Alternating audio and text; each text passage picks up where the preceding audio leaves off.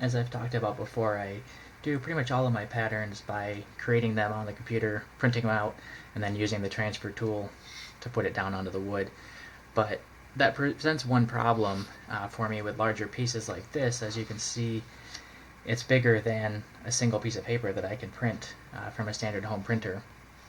So the solution that I've come up for with that is that I actually, on the computer, break up the design into multiple separate segments that I can then stitch together, kind of cut them up, tape them together to make one pattern.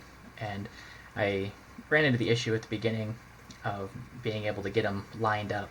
So to solve that, what I did is instead of cutting it just in half and trying to line it up perfectly and make sure that it stays across, I actually make each half more than a half. So you can see the middle line here is actually included on both pieces. That way I can get the overlap and make sure that it lines up just right, so that I keep everything straight and true.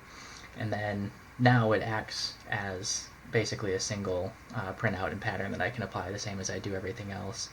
And this technique took me a little bit to kind of get figured out and understand what works for me on the computer and how to put that together, but it's been a good solution for me to be able to do, like I said, larger projects like this that I otherwise wouldn't be able to do.